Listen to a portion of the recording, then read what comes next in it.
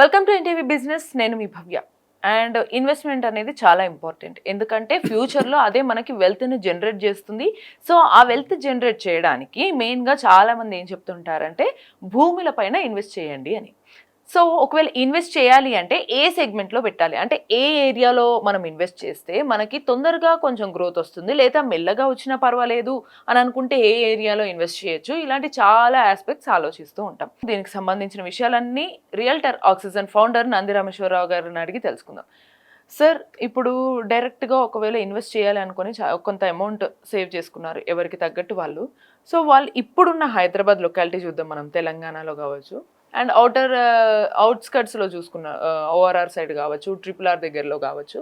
So ఏ segment, ఏ ఏరియాలలో వాళ్ళు invest చేస్తే నెక్స్ట్ ఎన్ని ఇయర్స్లో వాళ్ళకి వెల్త్ ఎలా జనరేట్ అవుతుంది అంటారు? రేవంత్ రెడ్డి గారితో మాట్లాడి ఆయన క్యాబినెట్లో నాకు పొజిషన్ ఇప్పిస్తే ఆయన ఏం మాట్లాడుకుంటాడో కనుక్కొని చెప్తా. నేను గవర్నమెంట్ కాదు కదా, నేను అనలిస్ట్.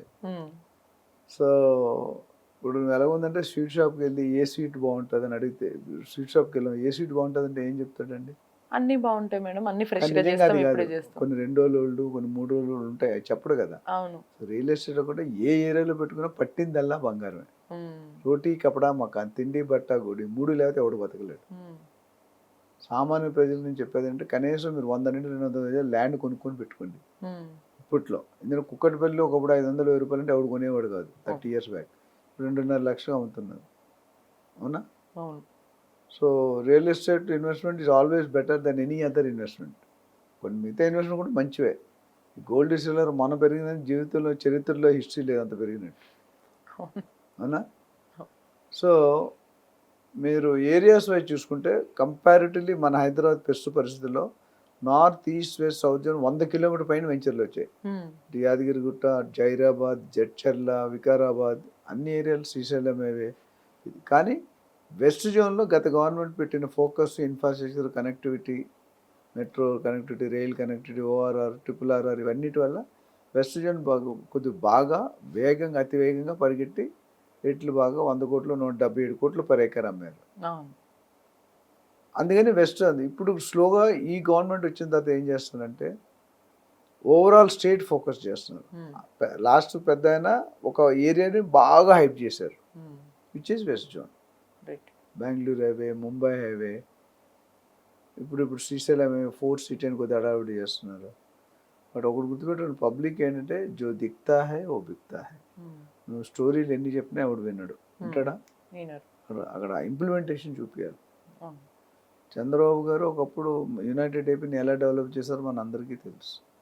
కానీ ఇప్పుడు ఏపీలో చేయడం టఫ్ అవుతుందని. Person is very good, experience, skilled person, visionary person. 1990లోనే 2020 గురించి మాట్లాడాడు ఆయన. కానీ అప్పుడు డబ్బు పుష్కలంగా ఉండేది ఏపీకి. ఇప్పుడు డబ్బు లేదు, ఇక్కడ లేదు, అక్కడ లేదు. 7 లక్షల కోట్లు అప్పు ఇక్కడ వడ్డీ కడుతున్నారు, 10 లక్షల కోట్లు అక్కడ అప్పు కడుతున్నారు. వడ్డీ కట్టడానికి అప్పు తీసుకొని మళ్ళీ కడుతున్నారు. That's our state of affairs. So ఈ తరుణంలో చూసుకుంటే గత 2 సంవత్సరాలుగా రియల్ ఎస్టేట్ కొద్దిగా స్లో అయింది, పడిపోలేదు, ట్రాన్సాక్షన్ అవుతున్నాయి. కొత్త ప్రాజెక్ట్స్ రావడం కష్టం అయిపోతుంది, అప్రూవల్స్ కానీ ఇంకా రకరకాలు. తర్వాత టీడీఆర్, ట్రాన్స్ఫర్ డెవలప్మెంట్ రేట్, అది దాన్ని ప్రొసీజర్ మార్చి రేట్లు పెంచారు. ఇప్పుడు ఇంతవరకు వెస్ట్ జోన్, ఇప్పుడు వెస్ట్ జోన్లో కొనుక్కునే పరిస్థితి లేదు, నార్మల్ సామాన్య ప్రజలు కొనుక్కునే పరిస్థితి లేదు, ఇబ్బంది అవుతుంది. సో ఇప్పుడు షిఫ్ట్ అవుతున్నారు. From Bengaluru highway is one of the best highway, Mumbai highway కొద్ది కాస్ట్ బెటరు, దాని తర్వాత శ్రీశైలం, ఇంకా నెక్స్ట్ వికారాబాద్. ఈస్ట్ జోన్ అనేది కొద్దిగా స్లోగా ఉంది, ఇన్ఫ్రాస్ట్రక్చర్ లేదు కాబట్టి. ఇక్కడ యాదగిరి పోతే అక్కడ పోచారం ఇన్ఫోసిస్ తప్ప ఇంకేం లేదు. ఆదివట్లో టీసీఎస్ అనే కంపెనీ తప్ప వేరే ఏం లేవు. రతన్ టాటా ఎక్స్ప్రెస్ హైవే అని డిక్లేర్ చేస్తున్నారు.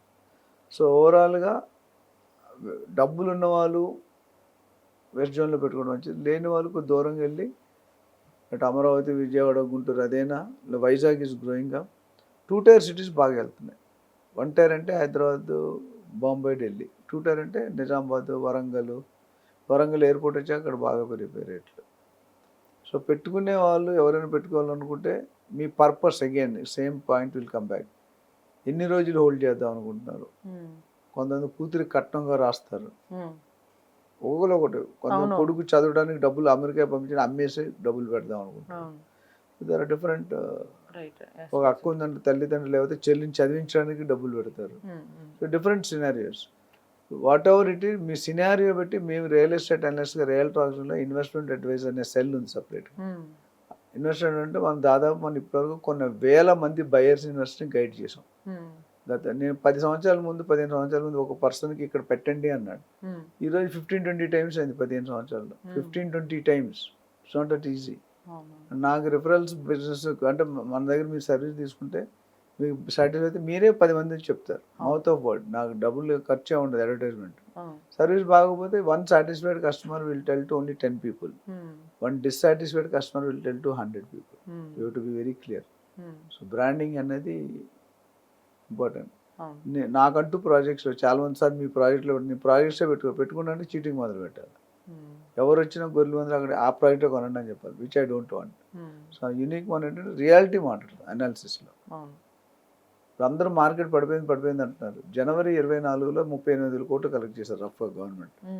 జనవరి 25లో 45,000 కోట్లు కలెక్ట్ చేశారు. పెరిగిందా తగ్గిందా?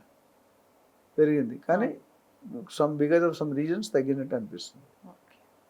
సో ఓవరాల్గా Bengaluru highway is good, Mumbai highway is good, Srisailam highway upcoming. కొద్దిగా శ్రీశైలం ఎక్స్పెన్సివ్. గ్రోత్ ఫ్యాక్టర్ అనేది ఇక్కడ ఈస్ట్లో పెరగడానికి కొద్దిగా టైం పడుతుంది. సో ఇంట్రెస్ట్ ఉన్న వాళ్ళు బడ్జెట్, వాళ్ళ క్లారిటీ తీసుకొని మెయిన్ అప్రిషియేషన్ ఎక్కడ వస్తుంటే important properties, legal, government approvals ఇవన్నీ కూడా చెక్ చేసుకోవాలి. అది దాన్ని మేము గైడెన్స్ చేస్తాం. సో క్లియర్లీ ఎక్కడ తీసుకోవాలి అనేది అయితే మనకి చెప్పారు. సో మీకు ఈ ఇన్ఫర్మేషన్ యూజ్ అయిందని అనుకుంటున్నాను. సో మరో కొత్త ఎపిసోడ్తో మళ్ళీ కలుద్దాం. Until then keep watching NTV business.